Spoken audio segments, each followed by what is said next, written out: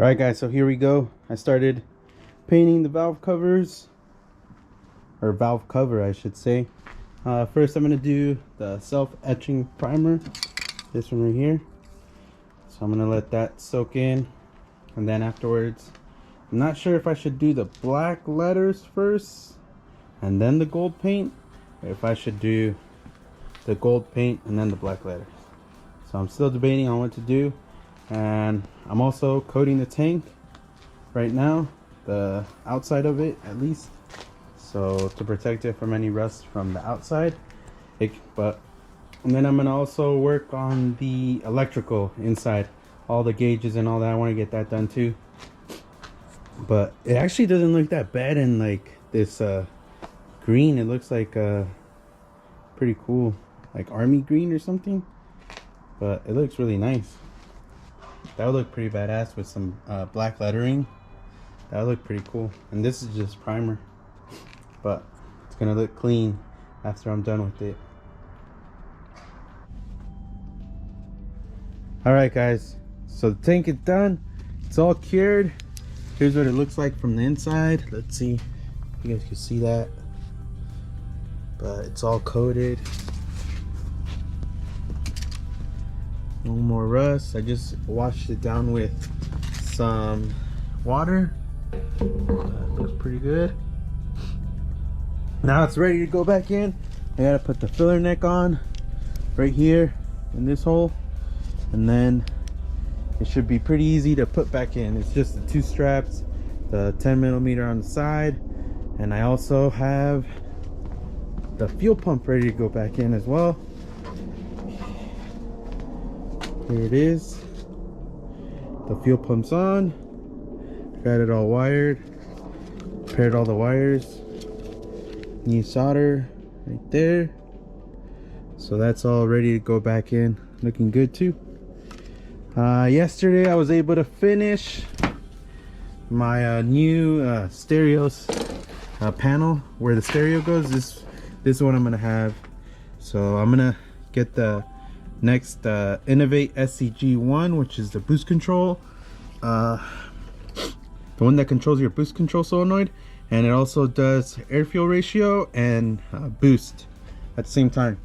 And then here's my minimalistic radio, so you just push it to play, and then that's one click that way is to go back a song, one click this way is to go forward, and then if you hold it, it's to control your volume.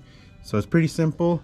And I'm gonna have that hooked up to, it has RCA outputs, so that's gonna go to an amplifier that I bought for it as well.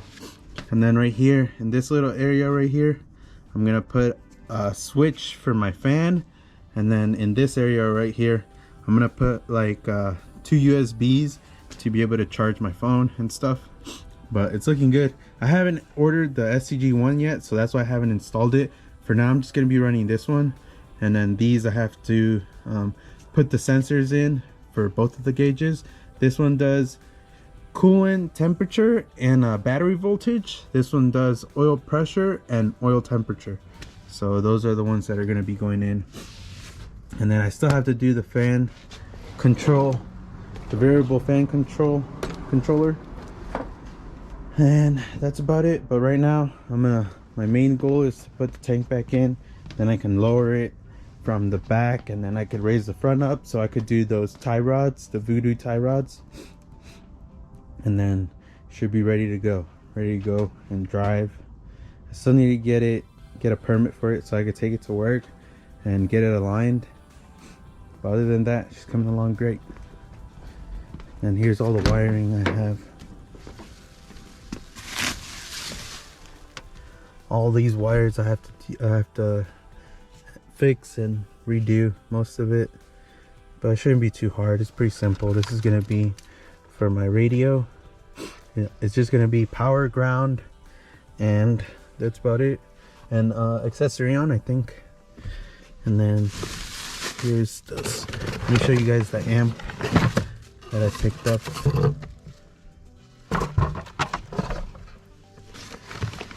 This is the little amplifier. It's a 4-channel amplifier by NVX, and it's pretty small. as you can see it fits basically in my whole hand. And that's going to be going in there, and then here the RCA's are going to go out to this. There's some plugs for the RCA's in there, and then from there I'm going to go and set the outputs for my speakers from this, and the wires are right here, so it should be pretty easy to wire it up. And it's just going to be Bluetooth, because that's really all I use is Bluetooth. I don't really listen to the radio, so that's going to be it. It's gonna look nice. I'm gonna end up, after I'm done cutting all the holes and everything, I am gonna paint this all black so it looks nice. All these lines are gonna be gone, but it's gonna look pretty nice right there with all the gauges. I think it turned out really nice. All right, so let's get to putting in this tank. All right guys, so I finally got the tank back in. Everything's secured. I replaced the two lines for the fuel delivery and fuel return that go on right on top. I replaced those two. There's the tank all back together. I did put the like a Trek bed liner coating on the bottom of it just so it won't corrode, but it's all back in there. Now I'm working on the fans. So I figured out that they weren't even using this relay. It wasn't even being used because there's a temp sensor right there. I don't know if you could see it right there, but that temp sensor wasn't even controlling anything. So the only thing that was controlling the fans was those two switches up in the front. Whenever you hit one on, it would just give power straight to these wires that go to the fans, and the relay wasn't even working. Here's the relay ground, and then it was controlled by power, but this green wire right here, it wasn't even plugged into anything. And then this brown wire is the one that comes back from that temp sensor, and that was what should theoretically turn on the relay and make power go from this red wire to the two fans right here. So what I'm gonna do is, let me show you guys the little controller I have.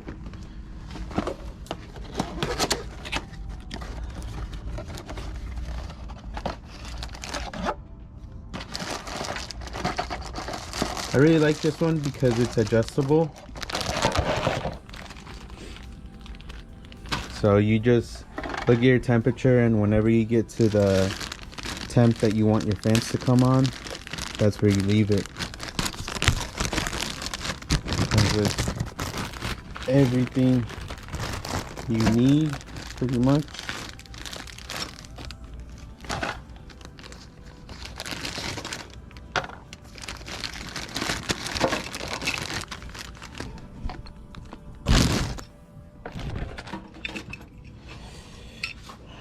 So here's the fan switch controller I'll be using.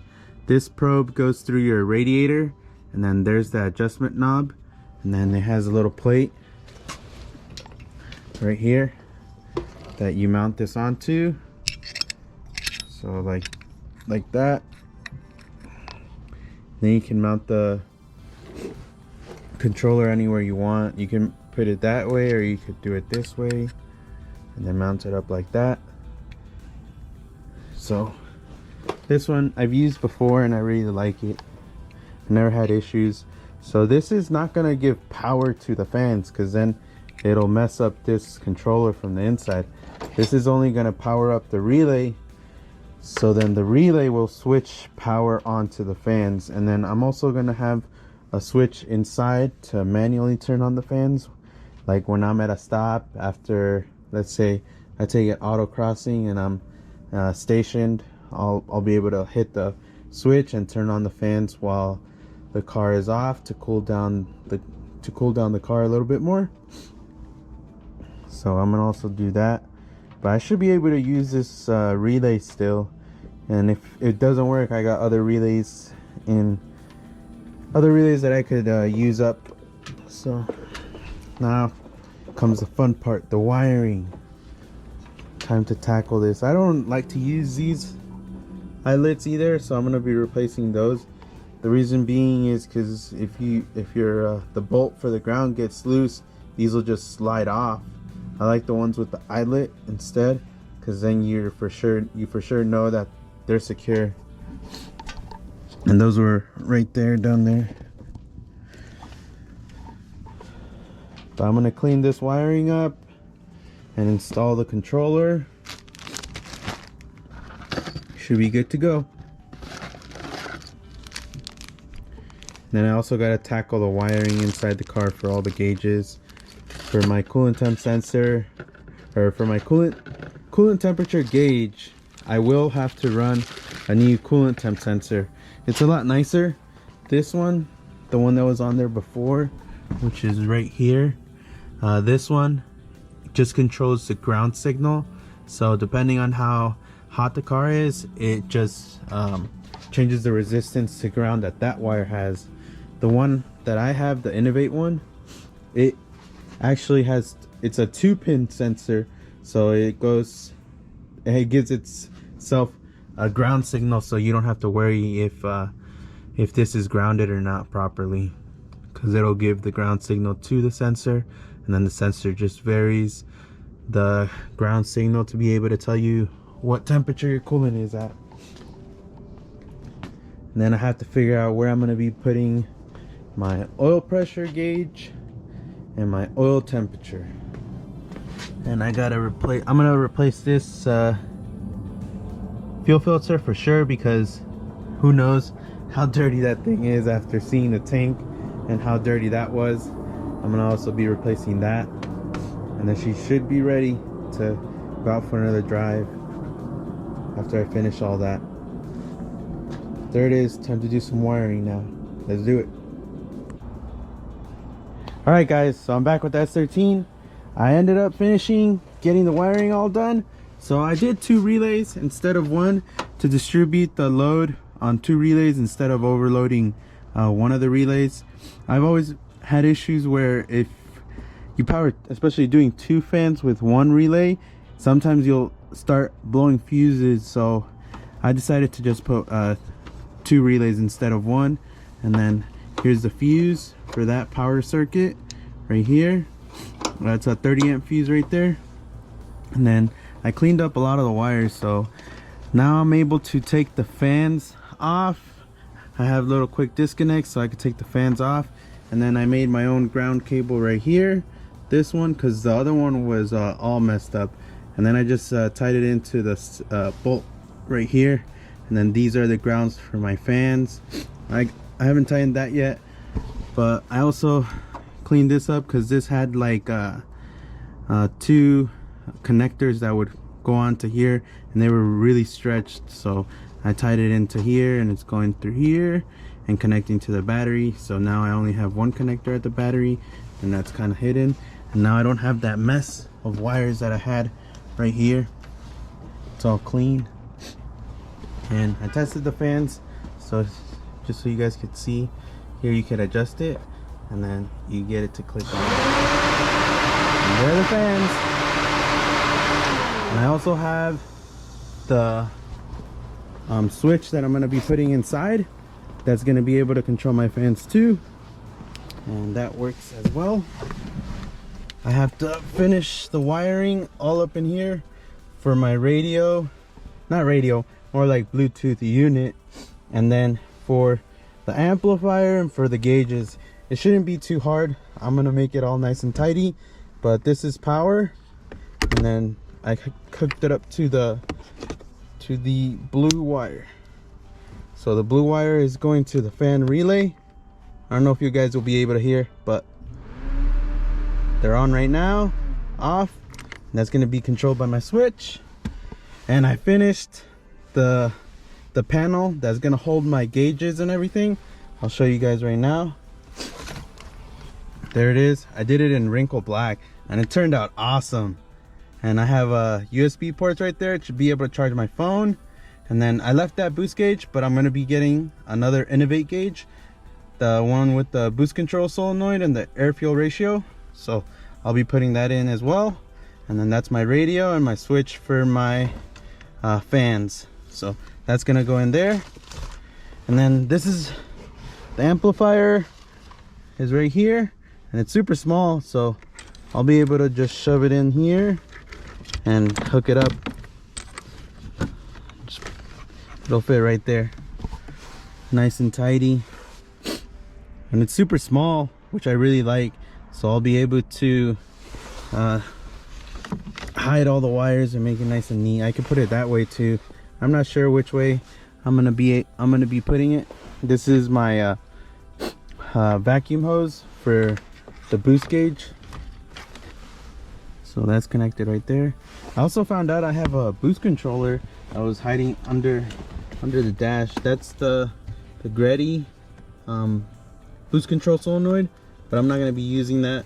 I'm just going to leave it on the stock spring right now. But this is a turbo timer that's on there as well. I don't know if it works, so we'll see though once I get the car running again. But I really want to start it and drive it. I'm able to right now. I have the coolant level or coolant temp sensor on. I just have to put the oil pressure and then I'll be good. There's the coolant, the new Innovate coolant temp sensor, and then I'm going to be routing it right here, and then it's going to go right through there, through that grommet where the vacuum hose is going to. So I'll do that, and I still got to replace the fuel filter because I'm pretty sure that thing is plugged up. I can guarantee it, because with all the stuff that was in the tank, I can guarantee that it's all plugged up. But that's all that I have left. Not too much. The wiring on the inside shouldn't take much. I also got to do the valve cover. I haven't had time to paint it because it's been really cold, and the wrinkle paint needs like a hotter temperature to be able to work, so it wrinkles out nice. I was able to get the panel for the gauges and all that wrinkled by using a hair dryer and just holding it over, and that really worked out really good, as you guys could tell by the panel. But that's a little update on the S13. Next is the inside, so I'm gonna work on that wiring and then tidy it all up. All right, catch you guys later.